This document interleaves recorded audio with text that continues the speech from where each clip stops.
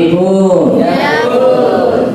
Yang terhormat Bapak Camat Muara Sungai dan jajaran, yang kami hormati Bapak Kades Karang Sakti dan jajaran, tokoh adat, tokoh masyarakat, Bapak Ibu yang sempat hadir pada siang hari ini yang berbahagia. Alhamdulillahillazi arsala rasulahu bil huda wa dinil haq liyuzhirahu ala dini kullih wa kafa billahi syahida. Asyhadu an la ilaha illallah wahdahu la syarikalah wa asyhadu anna Muhammadan abduhu wa rasuluh la nabiyya ba'da amma ba'du. Bersyukur pada kesempatan siang hari ini kita semua masih diberikan kesehatan, kesempatan untuk beraktivitas, untuk bisa mengikuti penyuluhan hukum terkait perlindungan hak kepemilikan tanah dan pemulihan ekonomi. Salawat serta salam tak lupa kita surahkan kepada baginda Nabi besar kita Muhammad sallallahu alaihi wasallam, pada keluarganya, sahabatnya, pengikutnya. Semoga kita semua di sini diselamatkan di yaumil akhir nanti. Amin amin ya rabbal alamin. Baik Bapak Ibu yang berbahagia, ini karena waktu sudah pukul 11 ya kan. Saya coba persingkat terkait penyuluhan hukum tentang perlindungan hak kepemilikan tanah. Bapak Ibu, kalau di dalam potret hukum sendiri, di dalam penegakan hukum sendiri itu sudah diatur di dalam UUD 1945 pasal 1 ayat 3. Indonesia ini merupakan negara hukum, seperti itu. Jadi tadi ketika ada persoalan hukum, permasalahan hukum, maka panglimanya hukum terakhir. Tapi ada istilahnya juga ultimum remedium. Hukum itu jalan terakhir. Nah, artinya apa? Bapak Ibu, ketika ada persoalan, ada permasalahan hukum, yang dikedepankan itu musyawarah terlebih dahulu. Tabayun, klarifikasi, konfirmasi, dan seterusnya. Nah itu kalau dalam hukum seperti itu. Terus masuk ke dalam hukum perdata Bapak Ibu. Hukum perdata itu aturan, peraturan. Hukum pidana juga begitu, aturan dan peraturan. Nah jadi tadi kalau hukum pidana itu untuk umum dan warga negara dan pemerintahan seperti itu. Tapi kalau hukum perdata, subjek hukumnya ada dua, orang dan badan hukum, antara orang dan orang seperti itu. Itu hukum perdata. Dalam hukum perdata Bapak Ibu itu ada dua perkara, cuma nggak banyak-banyak. Saya coba bersingkat. Ada namanya PMH, perbuatan melawan hukum dan prestasi. Perbuatan melawan hukum, Bapak Ibu contohnya misalkan ada seseorang mengambil hak atau kepunyaan orang lain di sini tanah seperti itu. Itu banyak potretnya kejadian ya kan. Tiba-tiba timbul sertifikat SHM, surat hak milik. Tiba-tiba seorang menggarap tanah tanpa ada izin dan seterusnya. Silakan Bapak Dio. Nah, dengan saya juga yang advokat Bapak Bu seperti itu. Terus juga tadi terkait perdata, ini bicara juga tentang perceraian.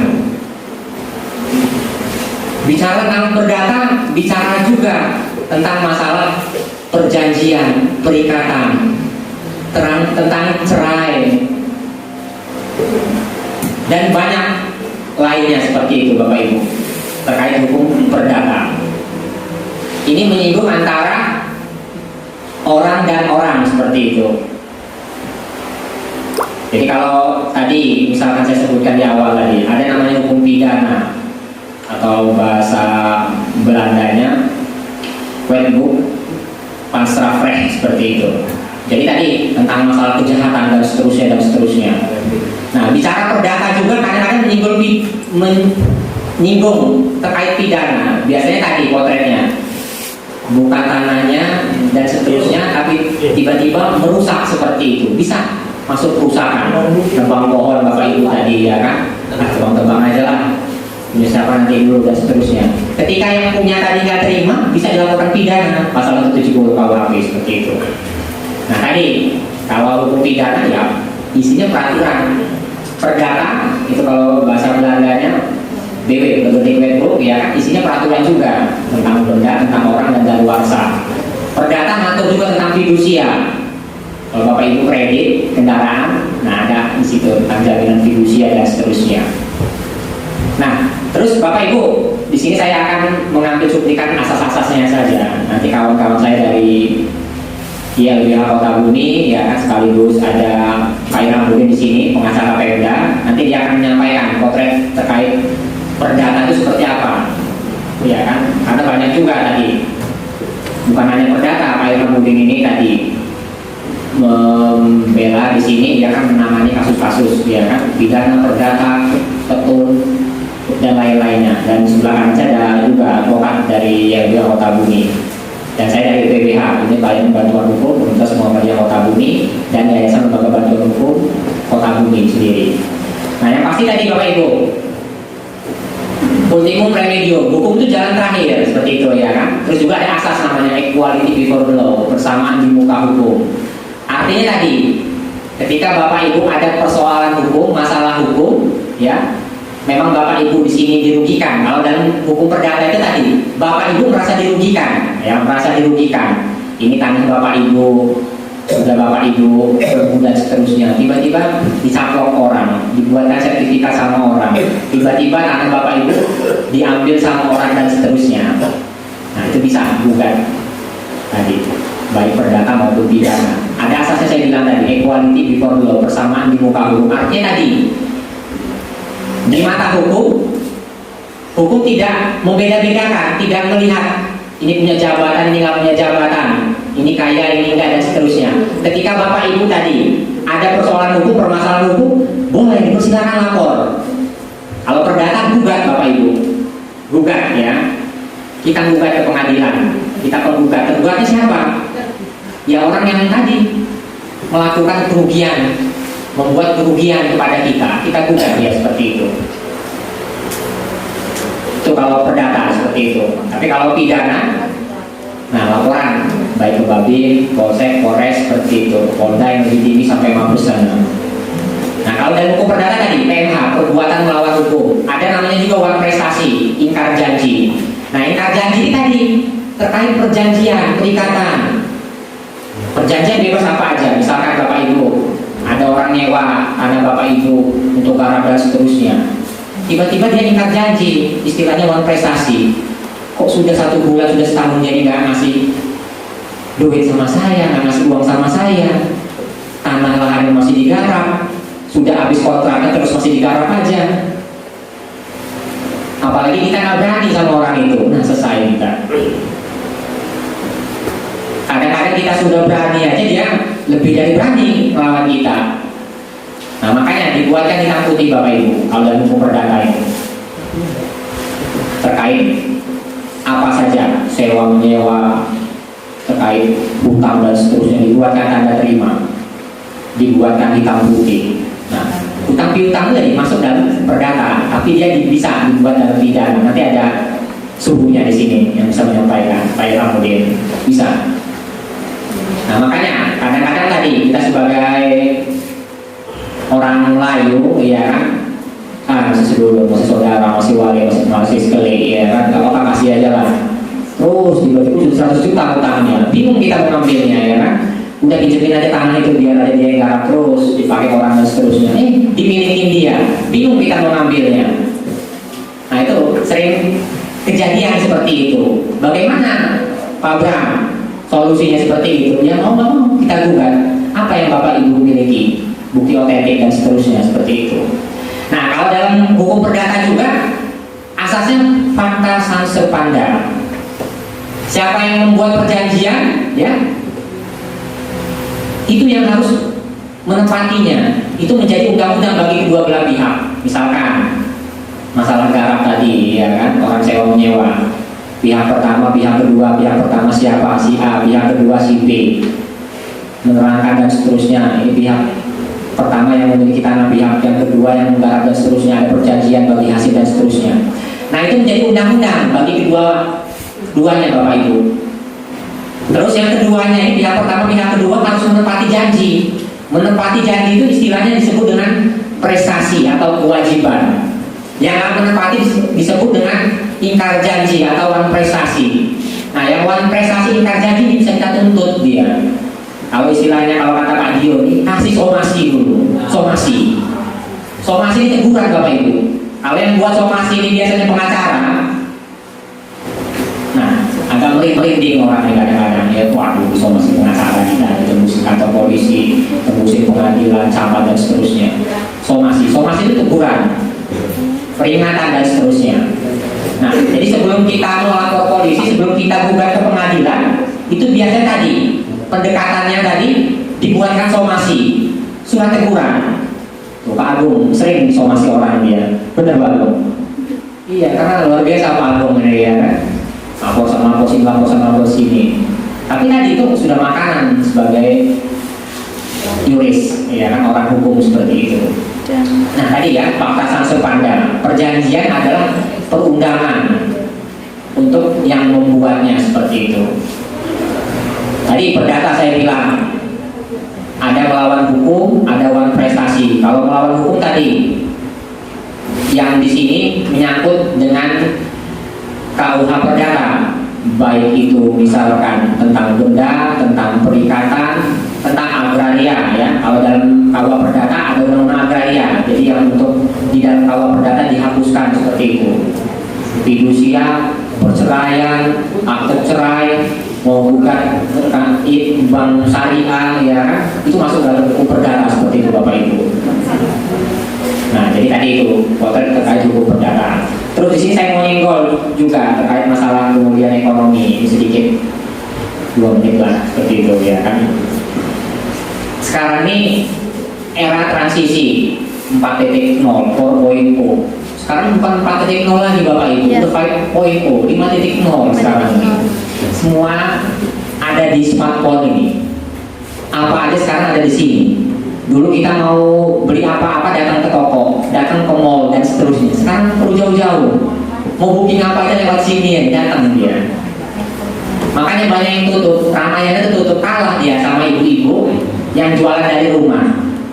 Bisnis sekarang tadi dari rumah, lewat WA group, lewat sosmed Facebook, Instagram dan seterusnya. Sekarang yang punya toko nggak apa-apa Bapak Ibu.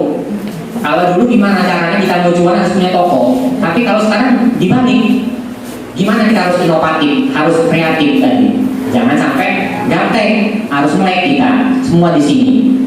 Kalau Bapak Ibu tadi ke kota-kota besar ya, nggak bisa lagi kita mau naik kereta itu pesan di spoket, nggak dilayani Bapak Ibu lewat HP, nggak dilayani. Mau apa-apa sekarang tadi nggak pakai uang cash, pakai apa istilahnya ID, pakai card seperti itu ya kan, e-wallet seperti itu.